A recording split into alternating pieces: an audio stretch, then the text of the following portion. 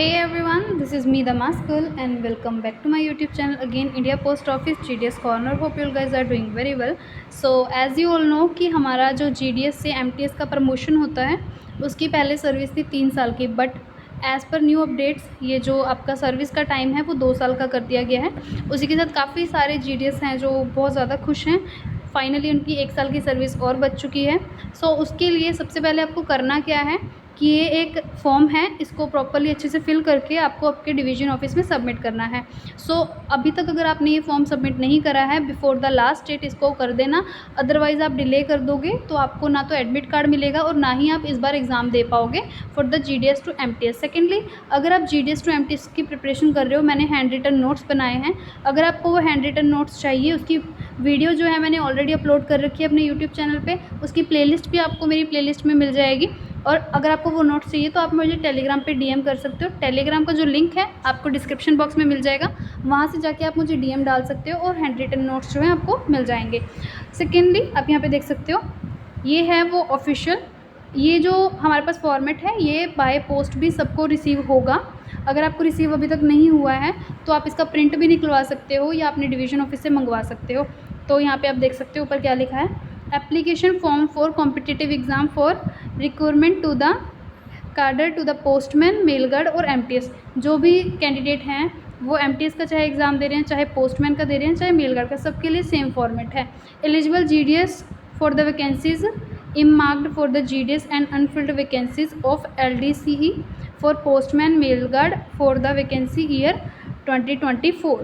सो इस साल 2024 की वैकेंसी। और मैं एक चीज़ क्लियर कर दूँ, जैसे कि आपको पता है कि हमारा जो ऑनलाइन एंगेजमेंट है, न्यू वैकेंसीज़ है, वो हर साल 1 या 2 बार ज़्यादातर आती हैं, कम से कम 1 बार, ज़्यादा से ज़्यादा 2-3 बार। तो बट हमारा जो एग्ज़ाम है वो 1 ही बार होता है 1 साल में। जो हमारे ट्रांसफ़र पोर्टल है वो भी 2 बार ओपन होते हैं, क्योंकि इस पर क्वेश्चन पूछा गया था, इसलिए मैं ये वाला डाउट आपका क्लियर कर रही हूँ कि जो ऑनलाइन एंगेजमेंट है वो 1 से ज़्यादा बार ओपन हो सकती है और ट्रांसफ़र पोर्टल भी 2 बार ओपन हो सकता है, बट जो आपका एग्ज़ाम है वो 1 ही बार हेल्ड होता है। तो ये चीज़ देखेंगे कि इस फॉर्म को हमने स्टेप बाय स्टेप कैसे फिल करना है। सो सबसे पहले यहाँ पे आप ये चीज़ नोट ध्यान से देख लेंगे, all the particular shall be filled in block letters. Block letters मतलब कैपिटल लेटर्स, बड़े अक्षरों में आपने इस फॉर्म को फिल करना है। तो यहाँ पे देखेंगे जो जो डिटेल मांगी गई है वो सारी ही डिटेल आपने फिल कर देनी है। तो नंबर 1 पे यहाँ पे है नेम ऑफ़ द कैंडिडेट, जो आपका नेम चल रहा है एज अ BPM वही नाम आपने यहाँ पे लिख देना है ब्लॉक लेटर्स में बड़े अक्षरों में। देन जेंडर, जो आपका जेंडर है वो आप अपना जेंडर फिल कर देंगे। देन डेजिग्नेशन, डेजिग्नेशन मतलब होता है पोस्ट, आपका क्या पोस्ट है। अगर आप एक BPM हो तो BPM फिल करेंगे, ABPM हो ABPM फिल करेंगे, अगर आप एक डाक सेवक हो तो यहाँ पे आप डाक सेवक फिल कर देंगे। देन है आपका date of birth, self attested matriculation और मार्कशीट। सो यहाँ पे आपका बर्थ डेट लगेगा कि आपका जन्म तिथि क्या है, डेट ऑफ बर्थ पूरा करके आपका डेट, मंथ एंड ईयर। उसी के साथ सेल्फ अटेस्टेड मैट्रिकुलेशन, आपका 10th की मार्कशीट लगेगी, उसकी फ़ोटोकॉपी करके उसके नीचे आपने अपने सिग्नेचर कर देना है, सेल्फ अटेस्टेड हो जाएगा।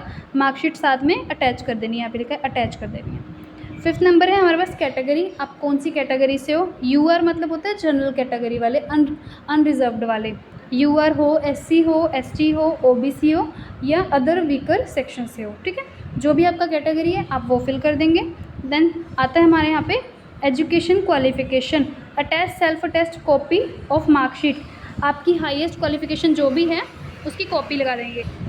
सो इस चीज़ में कंफ्यूज नहीं होना है, यहाँ पे मांगी है आपकी डेट ऑफ बर्थ के लिए 10th की मार्कशीट, क्योंकि उस पर डेट ऑफ बर्थ होता है एज अ प्रूफ के लिए, बट यहाँ पे है एजुकेशन क्वालिफिकेशन। सो आपकी जो भी हाईएस्ट क्वालिफिकेशन है, अगर आप 12th पास हो तो यहाँ पे आपका 12th का लगेगा। अब अगर आप ग्रेजुएट हो तो आपका ग्रेजुएशन का सर्टिफिकेट लगेगा। जो भी आपकी हाईएस्ट क्वालिफिकेशन है उसकी आपने मार्कशीट लगा देनी है, सेल्फ अटेस्ट करके उस मार्कशीट की फ़ोटोकॉपी करके नीचे सेल्फ अटेस्ट सिग्नेचर करके लगा देना है। ऑफिस वेयर प्रेजेंटली अटैच, आप अभी किस ऑफिस में काम कर रहे हो, किस ब्रांच ऑफिस में, किस सब ऑफिस में या किस हेड ऑफिस में आप काम कर रहे हो, उसका नाम यहाँ पे मेंशन कर देंगे। Then date from which continue in GDS engagement, आपने जिस तारीख से GDS में अपनी सर्विस स्टार्ट करी थी वो तारीख लिख देंगे। For example I was started from the 21 April 2021, तो यहाँ पे फिल कर देंगे। Then length of engagement rendered as GDS on 1/1/24। So 1 जनवरी 2024 तक जब आपने अपनी सर्विस स्टार्ट करी थी, अभी तक आपको कितना टाइम हो गया डिपार्टमेंट में सर्विस करते हुए। तो फॉर एग्जांपल मुझे 3 साल नहीं जनवरी के हिसाब से देखें तो 2 साल 6 महीने समथिंग कुछ हो गया। तो जो भी आपको लगता है कि इतना साल, इतने महीने और इतने दिन की सर्विस हो गया, वो यहाँ पे लिख देंगे। बेसिकली डेज़ मंथ और ईयर के फॉर्मेट में आपको लिख देना है कि आपको कितना टाइम हुआ है। यहाँ पे लिखा है लेंथ ऑफ इंगेजमेंट, अभी तक 1 जनवरी 2024 तक आपको कितनी लेंथ, कितना टाइम हो चुका है, कितने साल, कितने महीने, कितने दिन आप डिपार्टमेंट में सर्विस देते हुए आपने निकाल दिया है, वो यहाँ पे आपने लिख देना है। Then as as on 1/1/24, so 1 जनवरी 2024 को आपकी प्रॉपर एज क्या थी, प्रॉपर लिखनी है। कैलकुलेट कर लेना कि आपका, फॉर एग्जांपल मेरा बर्थ दिसंबर में आता है तो उस हिसाब से कैलकुलेशन कर लेनी है कि 1 जनवरी को आपकी एज क्या बनती है।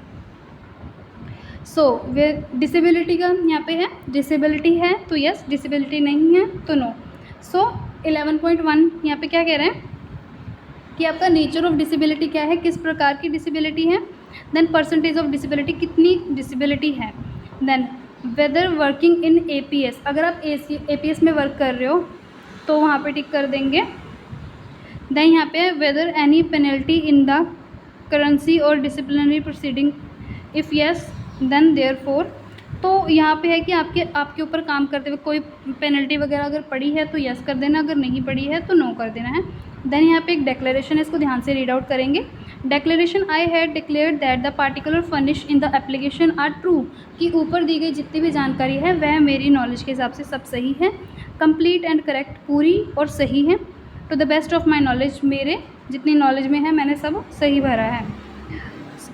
Belief and will be support by the original documents, और जितनी भी ऊपर मैंने जानकारी दी है वो सभी मेरे ओरिजिनल दस्तावेजों से मिलती जुलती है, जैसे कि आपका जन्म तारीख, आपका एज, ये सब चीज़ें।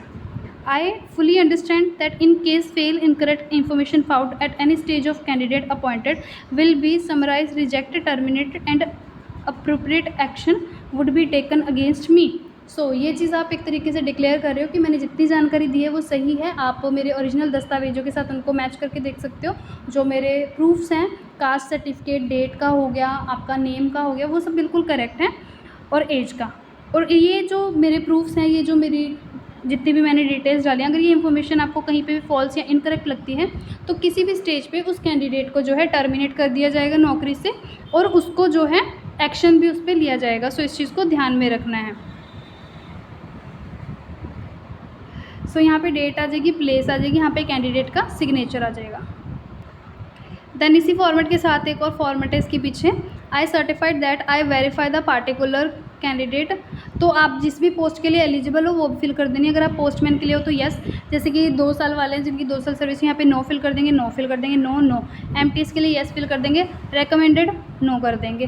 देन अगर आप if not recommended reason therefore, sorry यहाँ पे यस कर देंगे। देन डेट, प्लेस, और यहाँ ये वाला जो पोर्शन है ये आपके डिवीज़न और यूनिट के लिए, इस चीज़ को आपने फिल नहीं करना है, ये छोड़ देना उनके लिए। देन यहाँ पे है options for the post order preferences, यहाँ पे आप पोस्ट प्रेफरेंसेस डाल सकते हो जिस भी पोस्ट के लिए आप डालना चाहते हो, चाहे पोस्टमैन, मेल गार्ड या MTS। सो यहाँ पे आप देख सकते हो ये हो गया। इसके नीचे ये वाला जो हमारा फॉर्मेट है ये है मेल गार्ड और पोस्टमैन के लिए। देन इसको स्किप करने के बाद नीचे आप देखोगे, इसको स्क्रॉल डाउन करोगे, यहाँ पे हमारे पास है ये वाला है preferences by GDS for post of MTS के लिए। तो ये क्वेरी मुझे बहुत ज़्यादा आ रही थी, एक मुझे कॉल भी आया था कि मैम इसके रिगार्डिंग क्लियर करो कि इस बार हम पेरेंट डिवीज़न को सेलेक्ट नहीं कर सकते। तो आप देख सकते हो नंबर 1 पे स्टिल अभी भी आपका पेरेंट डिवीज़न है, जिस भी डिवीज़न में आप काम कर रहे हो। For example I am from Jalandhar, तो मैं यहाँ पे जलंधर फिल करूँगी। आपका जो भी जिस डिवीज़न के अंडर आप अभी काम कर रहे हो उस डिवीज़न का नाम आएगा।